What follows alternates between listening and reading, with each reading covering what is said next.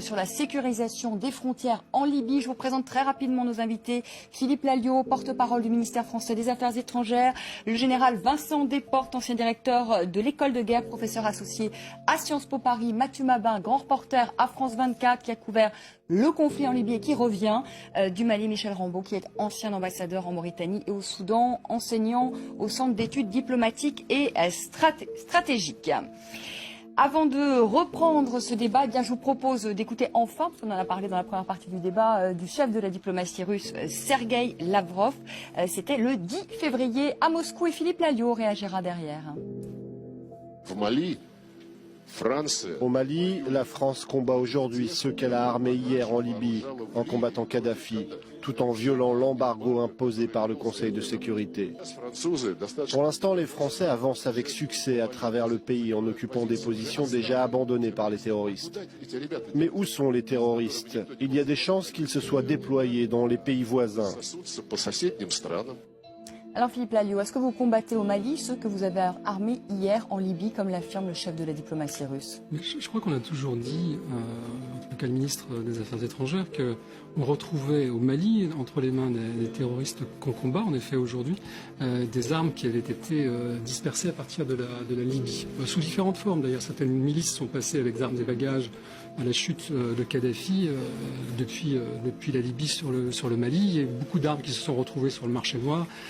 Et ces groupes terroristes qui sont gavés de l'argent tiré du trafic de drogue notamment, et du trafic d'otages également, ont pu se fournir sur ces marchés et acheter ces armes. Donc en effet, mais ça c'est quelque chose qu'on dit depuis longtemps. Mais il y a des armes qui ont aussi été données par la France. On se souvient même de ces largages d'armes à proximité justement de ces katibas, etc., qui ont été aussi saisis par les djihadistes. Et ce sont aussi des armes françaises. Il y avait de manière générale beaucoup d'armes en Libye. On en a livré également.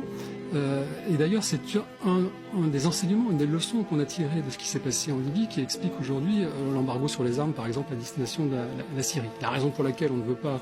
Donc c'était une erreur? Vous dites aujourd'hui c'était une erreur? Dans le contexte de l'époque, certainement. Et je dois dire, pour rebondir sur ce qu'on disait tout à l'heure, c'est qu'on tire aujourd'hui, je crois, les leçons de l'intervention en Libye, de l'intervention en Afghanistan, dans ce qu'on fait au Mali. Et il y a beaucoup d'enseignements à en tirer de façon à ajuster l'action de la communauté internationale. Moi, j'en vois au moins 4. Il faut des objectifs clairs. Il faut un calendrier et des échéances qui soient précises. Il faut un très fort soutien international. Et pour finir, on pourrait certainement en tirer d'autres.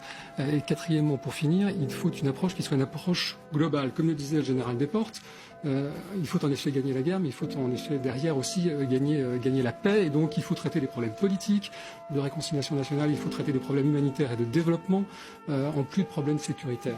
Alors je voudrais qu'on regarde cette carte parce que pour que nos téléspectateurs comprennent bien que ce qui se passe aujourd'hui au Mali est l'une des conséquences de la guerre en Libye, puisqu'il y a beaucoup notamment de Touaregs armés qui sont partis donc de la Libye et qui ont rejoint le Mali. On le regarde ici. Et si vous voulez bien aussi un peu peut-être la commenter avec moi, Mathieu Mabin, parce que vous connaissez bien ces deux territoires. On dit aujourd'hui eh bien, que des djihadistes que la France combat au Mali, eh bien, ce seraient réfugiés dans le sud-ouest libyen. Est-ce que c'est plausible? Oui, c'est tout à fait plausible. Mais comme si on peut revoir la carte en même temps que Mathieu parle, merci. Comme il est plausible que des chefs djihadistes se soient réfugiés à l'intérieur du territoire mauritanien et même algérien. L'une des grandes surprises du conflit au Mali, au moment où on se parle, c'est que les Algériens ont l'air d'avoir tenu leur promesse de verrouiller la frontière algérienne. Donc c'est possible. L'autre grande surprise, c'est la frontière mauritanienne. Les Mauritaniens semblent aussi avoir tenu leurs promesses, ce qui était tout à fait difficile à imaginer il y a encore quelques mois. On sait que la frontière mauritanienne était une passoire il y a quelques mois. Visiblement, ça n'est plus le cas et c'est ce qui a permis aux troupes françaises de remonter vers le nord Mali jusqu'à tracer une ligne qui va de Gao à Tombouctou et pousser encore plus loin jusqu'à pousser les groupes djihadistes dans les contreforts au-dessus de Kidal, ce qui est tout à fait inespéré finalement en un mois. C'est tout à fait surprenant. Maintenant, ça ne signifie pas que les frontières frontières, qu'elles soient algériennes, mauritaniennes ou même libyennes, lorsqu'on a enjambé le Niger, soient totalement étanches. Les frontières étanches n'existent pas. Il faut s'attendre effectivement à ce que quelques chefs djihadistes puissent trouver la fuite, puissent trouver refuge dans leurs caches qui sont disséminés dans ces pays absolument immenses. On n'est pas à l'échelle de la France, hein. Il faut se rappeler de la taille du Mali, c'est considérable. Maintenant, ce qui n'est plus possible aujourd'hui, c'est le ravitaillement de ces groupes djihadistes de manière massive, comme c'était le cas autrefois. Quand je dis autrefois, c'est il y a un mois, lorsque des convois de camions-citernes traversaient les frontières et convergeaient vers le Mali pour ravitailler les groupes islamistes en carburant, en armement, ou en fonds, ou en vivres, tout simplement. Ça n'est plus possible. Donc je ne crois pas qu'il faille considérablement fantasmer sur la porosité des frontières.